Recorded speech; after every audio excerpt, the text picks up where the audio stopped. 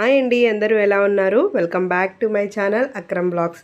ఇవాళ మన ఛానల్లో దమ్కి సేమియా రెసిపీని అయితే మీ ముందుకు తీసుకొచ్చేసానండి. ఈ దమ్కి సేమియా చేయడానికి ఎంత సులువుగా ఉంటుందో రుచి కూడా అంతే అద్భుతంగా ఉంటుందండి. మరి ఇంకెందుకు ఆలస్యం, పూర్తి వీడియోలోకే వెళ్ళిపోదాం. ముందుగా నేను ఇక్కడ 200 గ్రామ్ సేమియానైతే తీసుకున్నానండి. ఇవి ఆల్రెడీ రోస్టెడ్ సేమియానే. ఇప్పుడు ఈ సేమియాని ఒక ప్లేట్లోకి ట్రాన్స్ఫర్ చేసేసుకొని మనమైతే చిన్న చిన్న పీసెస్గా తుంచేసుకోవాలండి. ఇక్కడ నేను చూపిస్తున్నాను కదా, అదే విధంగా మనకి సైజ్ అనేది ఇలా ఉంటే సేమియాది సరిపోతుందండి. సో నెక్స్ట్ అయితే నేను ఇక్కడ 10 జీడిపప్పు, 10 బాదం పప్పు, అలాగే కొన్ని కిస్మిస్ని తీసేసుకున్నాను. నెక్స్ట్ స్టవ్ వెలిగించేసుకొని మందపాటి కడాయి పెట్టేసుకొని 2 టేబుల్ స్పూన్ల నెయ్యిని అయితే వేడి చేసుకోండి. నెయ్యి వేడైన తర్వాత మనం తీసుకున్న డ్రై ఫ్రూట్స్ని ఇందులో వేసేసుకోవాలండి. ముందుగా నేను జీడిపప్పు, బాదం పప్పునైతే మంచి కలర్ వచ్చేంత వరకు వేయించేసుకుంటున్నాను. మనకి డ్రై ఫ్రూట్స్ అయితే మంచి కలర్ వచ్చేసిన తర్వాత తీసేసుకొని పక్కన పెట్టేసుకోవాలండి. నెక్స్ట్ అయితే తీసుకున్న కిస్మిస్ని కూడా వేసేసుకొని మంచి గోల్డెన్ కలర్ వచ్చేంత వరకు ఫ్రై చేసేసుకుందాము. ఇవి కూడా మంచిగా రోస్ట్ అయిపోయాయి. ఇప్పుడు వీటిని కూడా తీసేసుకొని పక్కన పెట్టేసుకోవాలండి. ఇప్పుడు ఇదే నాన్ స్టిక్ కడాయిలోకి మరో 2 టేబుల్ స్పూన్ల నెయ్యిని అయితే యాడ్ చేసేసుకుంటున్నాను.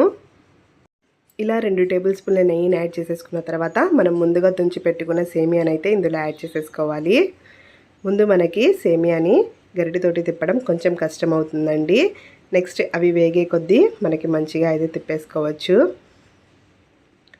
ఇవి ఆల్రెడీ రోస్టెడ్ సేమియానే కాబట్టి 2 నుంచి 3 నిమిషాల పాటు వేయించేసుకుంటే సరిపోతుంది. మీరు ఒకవేళ తెల్ల సేమియా తీసుకుంటే దానిని ఒక 5 నుంచి 6 నిమిషాల పాటు రోస్ట్ చేసుకోవాల్సి వస్తుందండి.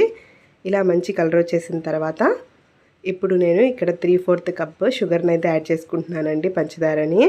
మీరు ఎక్కువగా స్వీట్ తినాలి అనుకుంటే 1 కప్పు వరకు యాడ్ చేసుకోవచ్చండి. 3/4 కప్ అయితే కొంచెం తక్కువగా ఉంటుంది స్వీట్ అనేది. ఇలా షుగర్ని యాడ్ చేసేసుకున్న తర్వాత ఒకసారి మంచిగా మిక్స్ చేసేసుకోండి. ఇలా షుగర్ మొత్తం మిక్స్ అయిన తర్వాత సేమియాలోకి ఇప్పుడు 1 కప్పు వాటర్ని అయితే వేసేసుకోవాలండి. ఇలా వాటర్ని వేసేసుకున్న తర్వాత మంచిగా మిక్స్ చేసేసుకోవాలి. మనం తీసుకున్న 200 గ్రామ్స్ సేమియాకి 1 కప్పు వాటర్ అయితే కరెక్ట్గా సరిపోతుందండి. ఇలా వాటర్ని యాడ్ చేసేసుకొని మంచిగా గరిటెతోటి తిప్పేసుకున్న తర్వాత ఇప్పుడు పైన మూత పెట్టేసుకొని 5 నుంచి 6 నిమిషాల వరకు దమ్ చేసేసుకోవాలండి. 5 to 6 మినిట్స్ తర్వాత అయితే నేను ఇక్కడ మీకు మూత తీసి చూపిస్తున్నాను. చూస్తున్నారు కదా, వాటర్ అనేవి ఎక్కడా కూడా లేవు. సేమియా కూడా మనకి మంచిగా దమ్ అయిపోయాయి. ఇప్పుడు ఈ స్టేజ్లో మనం 2 యాలక్కాయల్ని మంచిగా దంచేసుకొని వేసేసుకోండి. దీనివల్ల స్వీట్కి ఫ్లేవర్ మంచిగా వస్తుంది. నెక్స్ట్ అయితే మనం ముందుగా నెయ్యిలో వేయించి పెట్టుకున్న జీడిపప్పు, బాదం, కిస్మిస్ని కూడా వేసేసుకొని మంచిగా మిక్స్ చేసేసుకోండి. ఆ తర్వాత పైన నుంచి 1 టేబుల్ స్పూన్ నెయ్యిని వేసేసుకొని ఇప్పుడు మనం స్టవ్ ఆఫ్ చేసేసుకోవచ్చండి. స్టవ్ ఆఫ్ చేసేసుకొని మూత పెట్టేసుకొని ఒక 10 మినిట్స్ పాటు పక్కన పెట్టేయండి.